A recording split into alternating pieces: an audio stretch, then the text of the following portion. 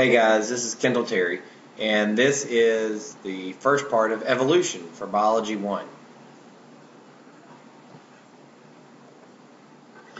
Evolution really gets its origins from Charles Darwin. In 1859, Charles Darwin publishes on the origin of species. This is what many believe to really be the beginning point of evolution, and I've creatively titled it here, The Evolution of Evolution, meaning kind of how this process has changed over time. And that's one of the things of that process that a lot of people don't think about, is that we're looking at natural selection's effects on organisms over time and how those organisms have had to adapt to the surroundings that they find themselves in. And as we look at life, and we look at the animals that you see, as well as the plants and fungi and bacteria and protists and different things like this that you're going to encounter in nature, there's an obvious similarity between all of them, that they have to adapt to the environment that they live in. And looking at those special adaptations is what makes each organism so unique, and really one of the exciting things about studying life, which is biology. In Charles Darwin's book, he laid out really what we would call 4 principles to evolutionary processes taking place. The first that you can see on here, right here, is variation exists within genes of every population. And this is evident in our class. If you look around the class, there are differences from person to person. If you look around the jungle and you look at, let's say, monkeys, and you look at different monkeys, there's differences in those monkeys. If you look at elephant populations, there's differences in those elephants. Just small little things that make them unique and their survival unique. Some individuals are better suited for survival and thus reproduction. So when you're looking at organisms in nature, some of them are able to survive a little bit better than the others. And if they're able to survive, that gives them a better shot at reproducing that next generation. Number 3, those individuals best suited for the environment are more likely to spread their traits to the next generation. If they're better suited, they're better likely to survive and reproduce. They're better likely to pass those genes down to the next generation. So that sets up the process then of the next generation having more of the genes coming from the individual that was more successful in the previous generation. And we have proof of this in the fossil record and other sources that support evolution. Evolution's driving force really comes from these 2 main terms, natural selection and adaptation. Natural selection is individuals that have physical or behavioral traits that better suit their environment are more likely to survive and reproduce than those that do not have such traits. So if you have a trait that makes you a little bit better camouflaged, you're more likely to survive. If you're around during the reproduction time period, then you're more likely to reproduce. As opposed to those that maybe didn't have that good of a camouflage, they were probably picked off before the reproduction time came. So when we look at that, what we're really identifying are adaptations, a change of a species that results in its being better suited to its environment. So you see here I've got a picture of several different species on the screen of ladybugs. And in those species of ladybugs you see variation, and those are some adaptations. Now some adaptations are good, some adaptations are bad. Bad adaptations, because of natural selection, will be weeded out. Good adaptations will be around and in a greater number in the next generation, and so on and so forth, until really you get this change of a whole species over time. There's some effects of evolution. For instance, evolution can change a species. It can make it look drastically different over time than what it was at the very beginning. So when you look at, for instance, this species of plant, Brassica oleracea. Sorry about that. That's a tough one to say. What you find is that through evolution, and this is artificial selection here that we're looking at, where man has chosen different traits to continue to breed, we can get one species that can develop several different things, from broccoli to cauliflower to colored greens to Brussels sprouts, kale, cabbage. All of these actually come from one species of plant. And as we've selected for particular traits, artificially, meaning man selected them, we have developed different things from different parts of that plant. In nature, natural selection causes a change within a population as well, and the environment that it's living in can cause certain adaptations to be selected over others, and over time you can get a very different looking species than what you had before that evolutionary event took place. So how do species form? How does this take place? Well, one of the more common ways is isolation. In isolation, you have a condition in which two populations of the same species can no longer interbreed with one another. And the reason is, for instance, when you look at this example, you've got this group of bugs right here.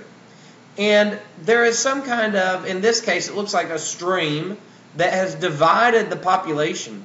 Now, this is a time period that's not specified in this picture, but it has to be a substantial amount of time taking place.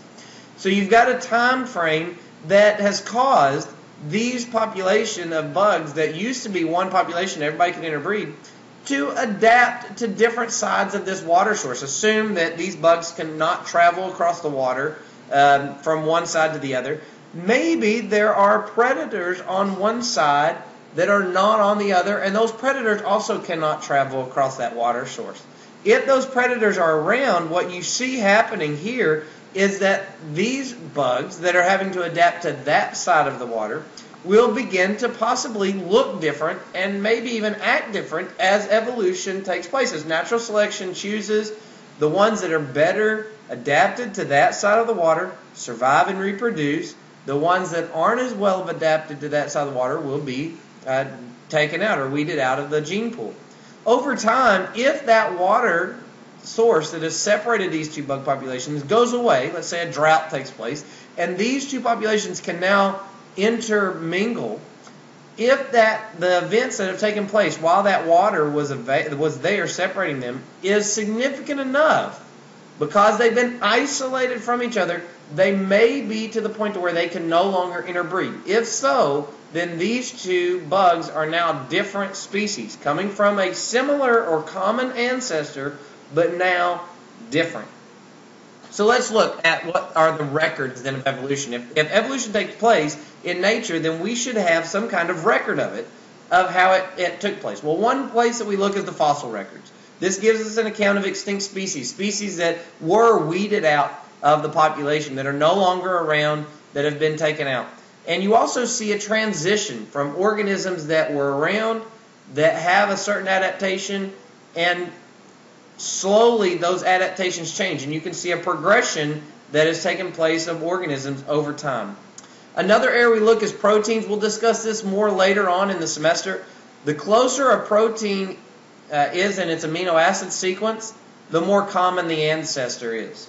So whenever you see two proteins, let's say hemoglobin in different mammals, the mammals that have the most similar hemoglobin setup of amino acids, those animals we look at have a more common ancestor than the ones that have very different hemoglobin complex. And we'll talk more about that later on.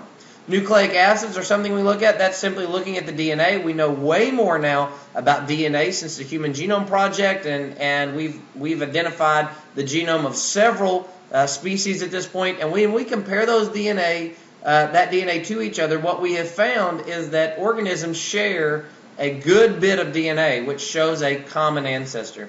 And then anatomy.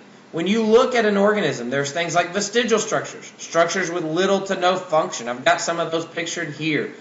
For instance, in human, that would be the muscles that wiggle the ears. We no longer need those muscles. We don't move our ears from side to side, but when you think of other animals in the animal kingdom, like horses or even dogs, they're able to move those ears to side to see where that sound is coming from. That used to be very important. To us now, not important. The muscles are still there, but they've lost their function. Another is the appendix, same deal. The appendix is there, but we no longer use it. Another is homologous structures. These are structures that share a common ancestor. You can see the picture here. This is the human arm. This is the cat leg, the whale flipper, and the bat wing. And when you look at those, you can see they have a similar bone pattern. That would show that they have a similar common ancestor as opposed to organisms that may have a similar looking structure, but the bone structures, the internal structures aren't the same, which shows that they're not They don't come from similar common ancestors. And then the last thing that we look at is embryo development. Embryo comparisons show relatedness. You see that here on the screen. As embryos look more and more alike, we look for common ancestry. As embryos look more and more different, we know that those are not as closely related evolutionarily. So how does evolution happen? There's two main processes. There's gradualism and punctuated equilibrium.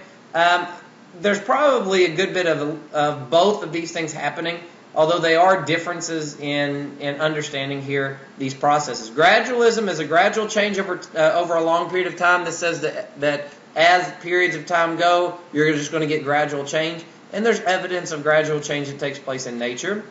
Punctuated equilibrium says that there's periods of rapid change with periods of little to no change. So you would have some kind of event here that has caused rapid change to take place, and then no change, and then another period of rapid change, and then no change. So there's some kind of event, maybe like an ice age or the meltdown that happened after the ice age. That period caused rapid change in organisms that had to survive through their environment, and then there's little change once that organism is adapted to its environment. It's there for the long haul.